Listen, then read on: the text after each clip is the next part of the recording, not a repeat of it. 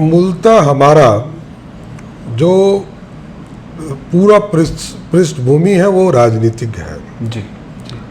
मैं लंबे समय से बिहार की राजनीति में काम जरूर कर रहा हूँ। ये बात आपने सही कहा कि यदि यातना नहीं हुई होती तो हम राजनीति में नहीं आते, इसमें कहीं दो मत। लेकिन पैशन भी रहा।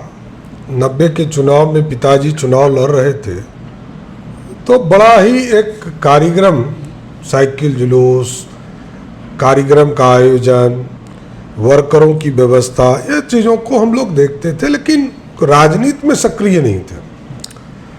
लेकिन जिस तरह लालू प्रसाद जी के सत्ता में मेरे ऊपर यातना दी गई, हम लोग कॉलेज में पढ़ाई कर रहे थे और अचानक हमारे पूरे परिवार को एक गैंग वार के लड़ाई में पूरे परिवार को जेल भिजवाने का काम किया और हम लोग जेल में रहे। इस शरीर पर लालू प्रसाद जी की कृपा से हजारों लाठियां चली पुलिसों के द्वारा। हम लोग के पूरे घर को तोड़ने का काम किया गया।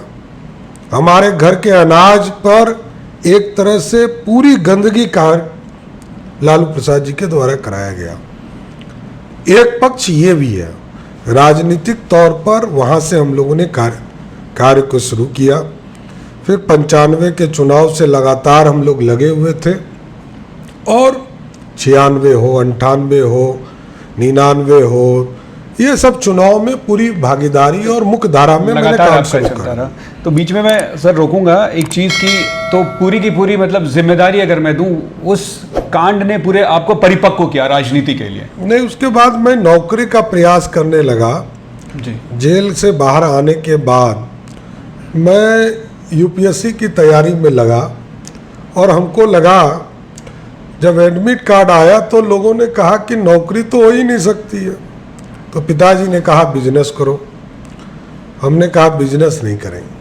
मेरा जीवन का शौक है कि मैं गरीबों का भलाई का काम कर सकूं, बिल्कुल, लोगों से जुड़ूं। तो वो कहते थे ये बड़ा असर्टेन है, ये राजनीति जनता के भरोसे होती है, आपके भरोसे नहीं होती।